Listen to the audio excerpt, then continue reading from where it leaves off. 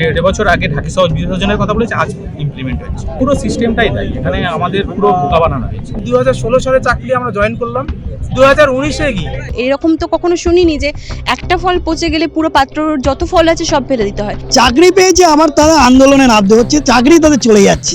আমার আমি বাবা মায়ের সন্তান, আমার মানবিক কারণ নয়। খাতা খাতার কিছু পাবলিক আছে যারা দুর্নীতি করেছে। সরকারের কিছু টাকা বেঁচে গেল, ভোটের কাজে লাগাল, মাইনে বেতন বন্ধ হয়ে গেল, মানে ওই টাকাটা কাজে লাগাল। সাধারণ যারা আমরা সত্যিকারের জেনুইন প্রার্থী, তারা আমরা কি অন্যায় করেছি? আমাদের এই ফ্যামিলি, আমাদের পরিবার, আমাদের কি হবে তাদের? একজনের ওপরে পুরো ফ্যামিলিটা আমাদের ডিপেন্ড করছে। 2016 সালে পরীক্ষা হয়, সেই পরীক্ষার পর আন্দোলন করে তারপর সেই পরীক্ষার রেজাল্ট বের হয়। কার দায় ভাবার মতো মানসিকতা আমাদের নেই। এরা স্বাধীন ভারতবর্ষে এরকম রায় খুব কমই হয়েছে আমরা জানি। যারা অযোগ্য তাদেরকে বাদ যাক, আমরা চাই, সব সময় চেয়েছি। আমরা আজকে 25,000 সবাই অযোগ্য নই, তার মধ্যে 4,000 অযোগ্য।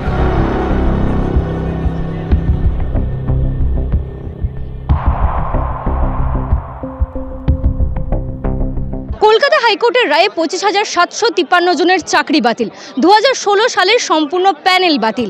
এই সমস্ত ঘটনা যখন সামনে আসছে, তখন এই মুহূর্তে আমার পিছনে যে জমায়েত দেখতে পাচ্ছেন, সেই জমায়েত কোনো লোকসভা নির্বাচনে নেতা নেত্রী আসবেন বলে তাদের জন্য জমায়েত নয়, কিংবা কোনো প্রচারের জমায়েত নয়। এই জমায়েত একেবারে তাদের যারা যোগ্য চাকরি প্রার্থী, যারা মামলা করতে এসছেন তারা এখানে এসে উপস্থিত হয়েছেন, জমায়েত করেছেন শহীদ মিনারের কাছে। আমরা তাদের কাছ থেকে শুনবো কি দাবি তাদের, এবং তারই সঙ্গে এই 16 সালের সম্পূর্ণ প্যানেল বাতিল নিয়ে তারা ঠিক কি বলতে চাইছেন, এবং আগামী দিনে তারা কিভাবে প্রতিবাদে গর্জে উঠবেন, বা এই জমায়েতই কি কারণে করেছেন তারা। দেড় বছর আগে ঢাকি সহজ বিসর্জনের কথা বলেছে, আজ ইমপ্লিমেন্ট হচ্ছে। এটা কি মাঝখানে কি হয়েছিল? আমাদের জোর করে সাইন করানো হয়েছে ডিআই অফিস, এসআই অফিসে গিয়ে। কেন করানো হয়েছে? আমাদের কথা শোনা হয়েছে, মাঝখানে আমাদের কোনো আমাদেরকে যেতে বলা হয়েছিল। কীভাবে যাবো? আমাদের স্কুল ছেড়ে যাবো? স্কুল ছেড়ে কোথায় যাবো? কার কাছে বলবো? আমাদের কথা শোনাই হয়। কাকে দায়ী করছেন? পুরো সিস্টেমটাই দায়ী, এখানে আমাদের পুরো বোকা বানানো হয়েছে। কাউকে পার্টিকুলার দায়ী বলা যাবে না, এখানে সবাই ইনক্লুডেড। কোনো একটি পার্টিকুলারকে দোষ দিলে তো হবে না, এটা পুরো একদম সিস্টেমটাকে আমাদেরকে মানে বলি করা হয়েছে। এটাই হচ্ছে ব্যাপার। কি করবেন এরপরে? কী করবো, আমরা সুপ্রিম কোর্টে যাচ্ছি, সব আছে, সব যাবে, তৈরি হচ্ছে। অলরেডি সরকার গেছে, কিন্তু আমার সরকারের উপর কোনো বিশ্বাস নেই। কী হবে? এতদিন সরকারের উপর বিশ্বাস করেছিলাম, কিন্তু এখন দেখছি উল্টোই হচ্ছে। এটা আরও সুপ্রিম কোর্টে ঘেঁটে দেবে আরও। আমরা যাচ্ছি নিজের মতো করে সাজিয়ে সুপ্রিম কোর্টে লড়ব। আমরা যে আজকে এই বঞ্চিত হয়েছি প্রায় 19,000 ক্যান্ডিডেটের মতো, যারা ফ্রেশ হয়ে আমরা জবটা পেয়েছি, প্রচুর পরিশ্রম করেছি। এই পরিশ্রমের ফলটা আজকে আমাদের একটা কলমের ডগায় কেটে দিল। এই পরীক্ষায় আমাদের কোয়ালিফাই করার জন্য বা আজকে আমাদের শিক্ষকতা চাকরি অর্জন করার জন্য আমরা প্রথমে 2016 সালে এই ফর্ম ফিল আপ হয়, তারপর 2016 সালে পরীক্ষা হয়, সেই পরীক্ষার পর আন্দোলন করে তারপর সেই পরীক্ষার রেজাল্ট বের হয়। রেজাল্ট বেরোনোর তারপরে আমরা দেখলাম কি ইন্টারভিউ নিচ্ছে না। সেই ইন্টারভিউ প্রক্রিয়া করার জন্য আমাদের আন্দোলন করতে হয়েছিল। আবার ইন্টারভিউ প্রক্রিয়া যখন শেষ হলো, তখন পুরো প্যানেল বেরোচ্ছে না। যখন প্যানেল বেরোনোর জন্য আবার আমরা আন্দোলন করলাম, আমরা মুভমেন্ট করলাম, আমরা এসএসসি অফিস গেলাম, অনেক কিছু করার পর অনেক কেস হয়েছে, অনেক কেস আছে এই চাকরির পেছনে আমাদের অনেক। তারপরে যখন রেজাল্ট বেরোলো, প্যানেল বেরোলো, তখনও আবার তার মধ্যেও অনেক ফল্ট দেখা গেল। তারপরে আমরা অনেক আন্দোলন করলাম। তারপরে একে একে আমরা সেই চাকরি 2016 সালে চাকরি আমরা জয়েন করলাম, 2019-এ গিয়ে জয়েন করলাম। তারপর আমরা করছি চাকরি। হঠাৎ করে সাদা খাতার কিছু পাবলিক আছে যারা দুর্নীতি করেছে, সব মিলে প্রায় 4,000-এর মতো। তাদের জন্য আজকে আমাদের প্রায় 19,000 চাকরি বাতিল করে দিল হাইকোর্ট, মহামান্য হাইকোর্টের কাছে আমাদের অনুরোধ, আপনারা এটা কেন করলেন? আমাদের সাধারণ যারা আমরা সত্যিকারের জেনুইন প্রার্থী, তারা আমরা কি অন্যায় করেছি? আমাদের এই ফ্যামিলি, আমাদের পরিবার, আমাদের কি হবে তাদের? এই যে আজকে থেকে বেতন বন্ধের নির্দেশ দেওয়া হয়েছে, বেতন বন্ধ হয়েছে, এটা তো মানবিক হয়নি। বেতন বন্ধ হয়ে গেছে, আমার এবার সংসার চলবে। আমার ইএমআই আছে, আমার 23,000 টাকার ইএমআই আছে, সেটা কী করে শুধলো? আরও অন্যান্য জিনিস আছে যেগুলো আমাদের মায়ের ওষুধ আছে, হ্যাঁ, আমার নিজের ওষুধ আছে, আমার প্রি ডায়াবেটিক সুগার। আমি কী হবে সেইগুলো? সেইটা মানবিক হয়েছে? একজন নাকি শুনছি মানবিক গ্রাউন্ডে একজন চাকরি রয়ে গেল, আর এটা কি মানবিক গ্রাউন্ড হলো? আমার আমি বাবা মায়ের সন্তান, আমার কি মানবিক গ্রাউন্ড নয়? আমি তো চাকরি করি, মানে আমার বাবা মাদের সঙ্গে জড়িত আছে। সে একজন মানবিক, আমরা মানবিক নয়। হ্যাঁ, এটা কি করে হয়? এখানে রায় একবার কখনো বলাও হয়েছিল যে একটা ফল যদি পচে যায় তো সেজন্য নাকি পুরো পাত্রটাকে ফেলে দিতে হয়। এরকম তো কখনো শুনিনি যে একটা ফল পচে গেলে পুরো পাত্রর যত ফল আছে সব ফেলে দিতে হয়। হ্যাঁ, যেটা খারাপ সেটাকে ফেলা হোক, বা যদি কারো বিরুদ্ধে দুর্নীতি প্রমাণ হয় সেগুলো তারা পেয়েছেন এবং সেজন্য তথ্যটা পেয়েছেন বলেই তারা বলছেন যে তাদের স্যালারিটা ফেরত দিতে হবে। তাই যাদের স্যালারি ফেরত দিতে হবে তাদের কাছে তাহলে সেই তথ্যটা রয়েছে যে কারা এখানে দুর্নীতিগ্রস্ত, তো তাদের বিরুদ্ধে স্টেপটা নেওয়া যেতে পারতো। সেখানে পুরো প্যানেলটা ক্যান্সেল করে, যেখানে 8.5% মতো আমাদের 19-এর সম্ভবত দুর্নীতিগ্রস্ত, তো সেখানে বাকিদেরকেও এই আওতায় নিয়ে আসাটা তো অবশ্যই অন্যায় হয়েছে এবং তার জন্য ভুক্তভোগী আমরা, এবং আমরা অনেকে আছি কি একজনের ওপরে পুরো ফ্যামিলিটা আমাদের ডিপেন্ড করছে। তো সেখানে সমস্ত বাড়িঘর ছেড়ে, ফ্যামিলি ছেড়ে আজকে আমরা এই জায়গায়, হ্যাঁ সবই আছে, তো সেই অবস্থায় আজকে আমাদের এই জায়গায় এসে বসে থাকতে হচ্ছে, যেটা আমাদের কখনো কাম্য তো ছিলই না। 16 সালের প্যানেল, তারপরে চাকরি কবে পেয়েছিলেন? 19-এর রিক্রুটমেন্ট, আমার সাবজেক্টের আবার স্টে অর্ডার ছিল, তো আমি 19-এর রিক্রুটমেন্ট, আমার বাংলা সাবজেক্ট, তো আমাদের স্টে অর্ডার ছিল, আমরা রিকমেন্ডেশন পাওয়ার 1 বছর পর অ্যাপয়েন্টমেন্ট পাই। তো 19-এর ফেব্রুয়ারিতে আমার জয়েনিং ছিল। তো 16 সাল থেকে 3 বছর তখন তো আন্দোলন এত কিছু করে আমরা এই জায়গায় এসেছি। তো চাকরি পাওয়ার পর থেকেও আমরা বোধহয় 15-16 বার ডকুমেন্টস আমাদের ভেরিফাই হয়েছে, নানা জায়গায় তথ্য জমা দিতে হয়েছে। 25,753 জনের চাকরি বাতিল, সম্পূর্ণ প্যানেলটাকে বাতিল করে দেওয়া হলো, কি বলবেন এটা? ওটা কি সম্পূর্ণ খুদ আর চাল একসাথে করে দেওয়া হলো? মুড়ি মুড়ি কি এক জায়গায় হয়ে গেল? তাহলে সিবিআই কি করলো? সিবিআই কিভাবে তদন্ত করেছে আমাদের জানিয়েছে? আপনারা চান তো যে অযোগ্যরা বাতিল হোক? ওনারা একটা টেবিলের মধ্যে কাগজ চালাচালি হয়েছে। সিবিআই কি রিপোর্ট কাকে দিয়েছে, কারো দিয়েছে, আমাদেরকে না জানিয়ে একটা প্যানেল বাতিল করে দিল, হই করে। আমরা এখনো পর্যন্ত জানি না। আমরা ফ্রেশ, আমরা বলতাম পাড়াতে যারা দুর্নীতি করেছে তারা চাকরি যাবে, আমাদের চাকরি থাকবে। এখন আমরা কি দেখতে মুখ দেখাতে লোককে বলবো যে আমরা এতদিন বুক ফুলিয়ে ঘুরে বেড়াতাম স্বচ্ছ হয়ে? হ্যাঁ, কী করে বলবো? আমি বলতে পারবো? ফোন করতে পারছি না কাউকে, ফোন আসছে ফোন ধরতে পারছি না, লজ্জায় মাথা কাটা যাচ্ছে। ভোটের কাজ শুরু হয়ে গেছিল? ভোটের কাজ শুধু ফার্স্ট ট্রেনিং করে ফার্স্ট পোলিং অফিসার। তাহলে এরপরে কী হবে? আর ডিউটি আবার যদি চাকরি গেল তো আর ডিউটি করতে যাবো কেন? এটা বুঝে নেবে সরকার। এই যে সম্পূর্ণ একটা জটের সৃষ্টি হয়েছে, আপনারা তো কার্যত বলা যেতে পারে এই যে বলছেন যে আমরা এমন একটা সরকারের কিছু টাকা বেঁচে গেল, ভোটের কাজে লাগাবে। মাইনে বেতন বন্ধ হয়ে গেল, মানে ওই টাকাটা কাজে লাগাবে, সরকার কাজে লাগাবে। সুপ্রিম কোর্টের দ্বারস্থ হবে? অবশ্যই যাবো বলেই এখানে বসে আছি। আর এখানে কলকাতা ছেড়ে যাবো না, কলকাতায় ধর্ণা মঞ্চ তৈরি করবো, এরকমভাবে একটা তৈরি হবে। কলকাতা আরেকটা ধর্ণা মঞ্চ তৈরি হবে? আমরা দূরান্ত থেকে বাঁশ ইট নিয়ে আসবো, সরকারি নিয়ে বসতে হবে আমাদের এখানে। নাহলে আমাদের কোনো বিপদ তো, আমাদের আর যাবো কোথায়? খাবো কি, কোথায় যাবো? আমরা প্রত্যেকটা জেনুইন ক্যান্ডিডেট, আমাদের সমস্ত রকম ডকুমেন্টস দেওয়া আছে। প্রত্যেকবার আমরা ডকুমেন্টস দিয়েছি, যতবার আমাদের কাছ থেকে এসএসসি ডকুমেন্টস চেয়েছি দিয়েছি, ওএমআর শিট পর্যন্ত আমাদের কাছে আছে। এই দায় অবশ্যই এসএসসি দায়ী আছে এখানে। তারা যদি স্বীকার করতো, এসএসসিতে আজকে স্বীকার করতো যে তারা সাদা খাতা যারা বা তারা দুর্নীতি করেছে, তাদের কথা স্বীকার করে নিলে আজকে আমাদের এটা হতো না। তবে এখানে আমি মহামান্য আদালতকেও বলবো, আপনাদেরও দেখা উচিত ছিল। দেখে আপনারা বিচার করলে, আমরা ভারতীয় সংবিধান অনুযায়ী আমরা বিচার ব্যবস্থাকে অবশ্যই আমরা সম্মান করি, আমরা বিচার ব্যবস্থাকে আমরা মেনে চলি। আমার বিচার ব্যবস্থার প্রতি আমরা এখনও আমাদের বিশ্বাস আছে। আমরা উচ্চ আদালতে যাব, আমরা অবশ্যই আমাদের অধিকার আমরা অর্জন করি।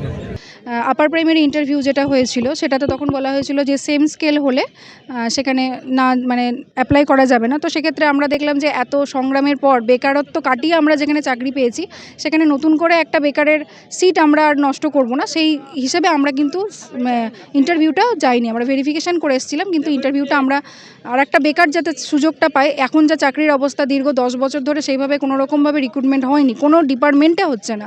সেখানে আমরা সেই জায়গাটা ছেড়ে দিয়েছি এবং সরকারের একটা নিয়মও ছিল যে সেম স্কেলে যাওয়া যাবে না।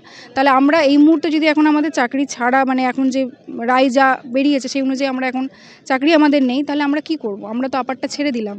তাহলে আমাদের জন্য কি সরকার ব্যবস্থা করবে নতুন করে আবার আপার প্রাইমারি ইন্টারভিউ করার বা আপার প্রাইমারি চাকরি দেওয়ার? সেটা নিশ্চয়ই পসিবল নয়। তাহলে আমাদের এই পরিস্থিতিতে কি করব আমরা? সুপ্রিম কোর্টের দ্বারস্থ অবশ্য হওয়ার জন্যই আমরা আজকে এখানে এসেছি। আমাদের উদ্দেশ্য তো ওটাই যে যেখানে সুপ্রিম কোর্ট আমাদের সঠিক বিচার যাতে দেয়। আমরা জানি সংবিধানে এটা উল্লেখ আছে আমাদের সংবিধানে যে একটা 10 জন নিরপরাধ থাকলেও যদি একজন সেখানে অপরাধী না মানে নিরপরাধ থাকে আর সবাই যদি অপরাধী 10 জন থাকে তাহলে তার জন্য যেন একটা নিরপরাধী শাস্তি পায় না, এরকম আমরা ছোট থেকে শুনে বড় হয়েছি। আমাদের ভারতের যে সংবিধান সেখানে দেখা যাচ্ছে যে কয়েক হাজার 5-6 হাজার কি বলবো দুর্নীতিগ্রস্তের জন্য আজকে পুরো প্যানেল 19,000 আমরা যে চাকরি প্রার্থী তারা ভুক্তভোগী হচ্ছি। বুঝতে পারছি না, এখন দেখা যাক, আশা করি ন্যায়ের জয় হবে, সত্যের জয় হবে, সেই আশায় থাকবে। এর দায়ী কার কি বলবো, মানে এসএসসি যদি ঠিকঠাক টাইমে ইনফরমেশন দিতেন আজকে তাহলে হয়তো এই দিনটা দেখতে হতো না। অবশ্যই আমরা চাই যারা অযোগ্য তারা অবশ্যই বাতিল হোক, এবং আমি নিজেও বলছি আমি যদি অযোগ্য হই আমি নিজেও বাদ যাওয়ার জন্য আমি প্রস্তুত আছি। আমার মতো যদি গিল্টি থাকে আমি রিজাইন করতে বাধ্য আছি, কিন্তু যারা অযোগ্য তাদেরকে বাদ যাক আমরা চাই, সবসময় চেয়েছি। অযোগ্যরা বাদ গিয়ে যারা রাস্তায় বসেছিল গান্ধী মূর্তির পাদদেশে তারাও নিয়োগ পাক, তারাও যোগ্য, আমরাও যোগ্য। কিন্তু আমরা আজকে 25,000 সবাই অযোগ্য নই, তার মধ্যে 4,000 অযোগ্য। কিন্তু আমাদের দুর্ভাগ্যের শিকার হয়েছে আজকে আমরা। এত বছর ধরে এই চাকরিটার জন্য আমরা কেটেছি 2016 সাল থেকে। এর জন্য আমি বিশেষ করে অনেক ক্যান্ডিডেট আছে আবার পরে ইন্টারভিউ আমাদের দিতে দেয়নি, বলছে আপনারা একটা চাকরি করেন, সেম স্কেল দেওয়া যাবে। আমি গিয়েছিলাম এসএসসির কাছে, আমি আর একটা চাকরি পাস করেছি, আমি প্রাইমারি চাকরি ছেড়েছি, আবার প্রাইমারিতে ইন্টারভিউ দিতে গেছি, বলছে না সেম স্কেল। আমি 9ম 10মে চাকরি করছি, বলছে না দেওয়া যাবে না, আপনাদের দেওয়া যাবে না, আপনারা সেম স্কেল চাকরি করছেন। ঠিক আছে, আমরা বুঝলাম আমাদের জন্য একটা ফ্রেশ ক্যান্ডিডেট চাকরি পাক, তার জন্য আমরা দেইনি। কিন্তু আমরা কি জানতাম আজকে এরকম হবে? অত্যন্ত অসহায়ভাবে আজকে এখানে এসে দাঁড়িয়েছি, তো আমাদের অবস্থা অত্যন্ত খারাপ, এটা বলতেই হচ্ছে। কারণ কালকে আমরা যে রায়টা পেয়েছি সেটা কখনোই মেনে নেওয়া যায় না। তো কিভাবে রায় হয়েছে আমরা সত্যি ভেবেও উঠতে পারছি না যে এরকম হতে পারে, আমাদের ধারণারই বাইরে ছিল। তো যাই হোক, এখন যা পরিস্থিতি তাতে আমরা এসেছি যাতে সুপ্রিম কোর্টে কোনোভাবে একটা আবেদন করে বিষয়টা সম্পর্কে পুনর্মূল্যায়ন করার একটা ব্যবস্থা হয়। তো দেখা যাক কি হয়, এবং তার উপরেই আমরা তাকিয়ে থাকবো, বিচার ব্যবস্থার উপরেই। তো আমরা এখানে যতজন আছি আমরা এটা মনে করি যে আমরা যোগ্য এবং প্রকৃতপক্ষে সঠিকভাবে পরীক্ষা দিয়েছি, সঠিকভাবে পরিশ্রম করে, এবং এখানে যতজন আজকে উপস্থিত রয়েছে তাদের মধ্যে এমন একজনও হয়তো ক্যান্ডিডেট নেই যে যার ওএমআর ম্যানিপুলেটেড নয়, যে অন্য কোনোভাবে র্যাঙ্ক জাম্প নয়, অথচ সমস্ত প্যানেল যে অবৈধ বলে ঘোষণা করা হলো এটা কোনোভাবেই মেনে নিতে পারছি না। কারণ যারা অযোগ্য, যেখানে কোর্ট স্বীকার করছে, সিবিআই তারা দাবি করছে যে এতজন নির্দিষ্ট সংখ্যক ক্যান্ডিডেট তারা অযোগ্য, তো সেখানে দাঁড়িয়ে তাদেরকে বলা হচ্ছে টাকা ফেরত দিন, অথচ আমাদের মতো তাদেরকেও সেই একই জায়গায় নামিয়ে এসে মুড়ি যেন এক করে দেওয়া হলো। এই বিক্ষোভ মানে ক্ষোভ আর বলার ভাষা নেই। তো এখানেই এসে পৌঁছেছি। কার দায় এটা? দায়ী কার সে বিষয়টা যদি অনেকটাই আমারও ধারণার বাইরে, কারণ হঠাৎ আমরা এই পরিস্থিতির সম্মুখীন হব এটাই আমাদের ভাবার জায়গা ছিল না। আজ দাঁড়িয়ে যে মুহূর্তে দাঁড়িয়েছি, কার দায় ভাবার মতো মানসিকতা আমাদের নেই। কমিশন বলছে সুপ্রিম কোর্টের দ্বারস্থ হবে না, আপনারা যাচ্ছেন? সুপ্রিম কোর্টে আমরা যাব বলে এখানে পৌঁছেছি। আমাদের যারা কমিশনের মতো ওনারা চেষ্টা করুন, তবে আমরা আমাদের মতো করে চেষ্টা করব বলে আমরা মনে করছি। হয়তো আজ সন্ধ্যেবেলায় আমাদের কাছে খবর এলো বা মেল এলো, আমাদের পরের দিন সকালবেলায় সেই সমস্ত ডকুমেন্টস নিয়ে গিয়ে ভেরিফিকেশানে যেতে হয়। বারবার ভেরিফিকেশান করে এবং এতগুলো ধাপ পেরিয়ে আমরা আজকে এই জায়গায় এসেছি, এবং 3-4 বছর চাকরি হয়ে যাওয়ার সবার 4 বছর 5 বছর করে সব সার্ভিস, আমরা ইন সার্ভিস অবস্থায় থাকার পরে এখন যদি হঠাৎ করে বলে যে চাকরি নেই, তাহলে সবাই লোন ইএমআই সবার একটা নিজস্ব প্ল্যানিংয়ে সবাই জড়িয়ে গেছে। তাহলে এই মুহূর্তে যদি চাকরি চলে যায়, বেতন বন্ধ হয়ে যায়, তাহলে আমরা সবার পক্ষে সংসার, কেউ অনলি আর্নিং মেম্বার, তাদের ক্ষেত্রে সংসার চালানো একটা সমস্যা। অবশ্যই আমরা সুপ্রিম কোর্টে মুভ করব। আমরা উচ্চ আদালতের কাছে আমাদের অবশ্যই ভরসা আছে, আমাদের ভারতবর্ষের আইন ব্যবস্থার প্রতি আমাদের ভরসা আছে, এই জন্য আমরা উচ্চ আদালতে যাব। আমি এসেছি জলপাইগুড়ি জেলার ধূপগুড়ি থেকে। কালকে খবর পেয়ে আমি আর ঠিক থাকতে পারিনি, আমি কান্নায় ভেঙে পড়েছিলাম। আমি চেয়েছিলাম যে আমি কলকাতা রাজপথে আসবো, এখানে গিয়ে যা একটা কিছু করতে হবে। আমি চলে এসেছি। হ্যাঁ, অবশ্যই ভোটের কাজ আমি সমাপ্ত করে এসেছিলাম, ভোটের কাজ সমাপ্ত করে আমি এসেছি। বেতন বন্ধের নির্দেশ চলে এসেছে। হ্যাঁ, শুনলাম এটা হলে খুবই খারাপ হবে। আমরা খাবো কি তাহলে? আমাদের না খেয়ে থাকতে হবে। মা বাবার শারীরিক সমস্যা আছে, তাদের হয়তো চিকিৎসা বন্ধ হয়ে যাবে, আমাদের খাওয়া হয়তো বন্ধ, হঠাৎ করে কোনো কাজ করতে পারবো না। কোথায় কে কাজ দেবে আমাদের। মুখ্যমন্ত্রী বলছেন সুপ্রিম কোর্টে যাব, কমিশন বলছে সুপ্রিম কোর্টে যাব, আস্থা আছে? দেখি যে তেনারা যদি যান তাহলে খুবই ভালো, দেখা যাক কী হয়, করলে খুবই ভালো। আপনারা তো যাচ্ছেন, আমরা তো যাবোই, অবশ্যই আমরা যাবো। ধর্মতলায় কি আরেকটা ধর্ণা মঞ্চ তৈরি হবে নাকি?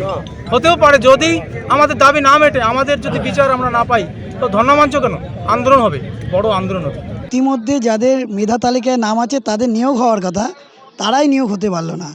এবং 2016 সালের প্যানেলে যাদের চাকরি করছে, হঠাৎ করে কালকে হাইকোর্টের রায়ে যেটা দেখলাম যে তারা এতদিন ধরে চাকরি করছে তাদেরও এই চাকরি বাতিল করে দিল। এটা একেবারেই মনে করে এই রায়ে একেবারেই ঠিক হলো না। যারা চাকরি মেধা তালিকার ভিত্তিতে চাকরি করছে এতদিন ধরে, অনেকে তারা অন্য আপার প্রাইমারি পরীক্ষা দিয়ে চাকরি করছিল, সে চাকরি ছেড়ে দিয়ে তারা নবম দশম শ্রেণীতে চাকরিতে এলো। হঠাৎ কি এমন রায়ের বলে তাদের চাকরি বেআইনি হয়ে গেল, এটা আমাদের বোধগম্য হচ্ছে না। ফলে মনে করি একেবারেই অযৌক্তিক যে আইনের বলে তারা অস্বচ্ছ নিয়োগ হয়েছে, এটা পরিষ্কার, কিন্তু তাদের পানিশমেন্ট হোক। কিন্তু এখানে যারা চাকরি করছে তাদের একেবারে পুরো প্যানেলটা বাতিল করে দিল, এইটা মানা যায় না।